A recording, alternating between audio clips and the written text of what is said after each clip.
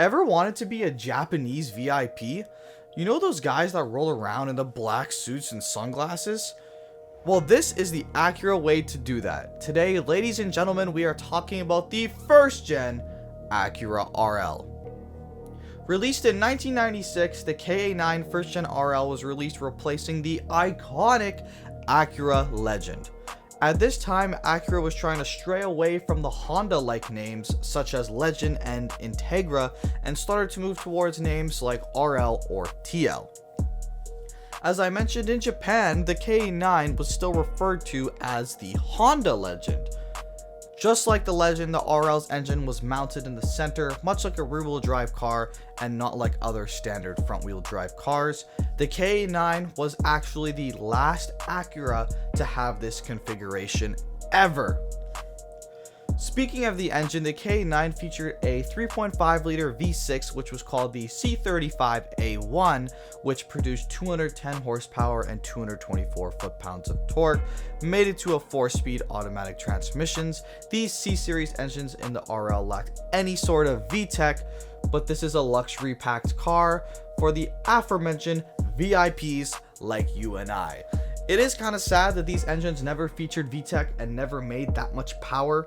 But at the end of the day, like I said, these cars are just not for power. They're not for performance, but they're for smooth driving. The KA9 was only ever offered in this configuration of a 3.5 liter V6, 4-speed automatic and front wheel drive. No manual transmission or any of that was ever offered.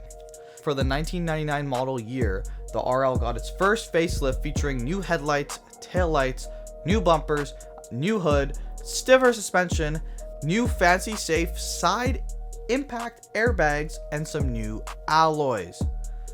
Seems like these cars were very ahead of their time, featuring navigation way back then. That's actually crazy. And I've even seen a telephone on the inside of these things. This late 90s to early 2000s years of Acura seem to be the peak of automotive quality inside and out. There is not an Acura model from the late 90s and early 2000s that I just look at and say, that's ugly, that's not holding up well. Every Acura from back then is fantastic. In 2002, the C35A1 was revised to now produce 225 horsepower and 231 foot-pounds of torque, which is actually a nice bump in power compared to the first iteration. In its final model year in 2004, the KA9 got another set of revised taillights, integrated satellite radio as well.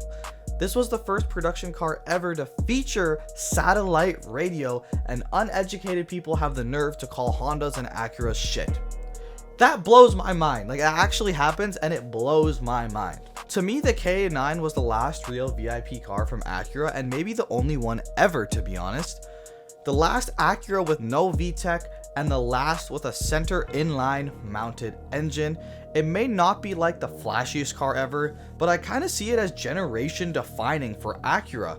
After this, the KB1 RL and 3GTL were released, and Acura had clearly moved on to new design philosophy. The KA9 though looks more like its 2GCL and TL brothers, and more so even to the older Legends and Vigors.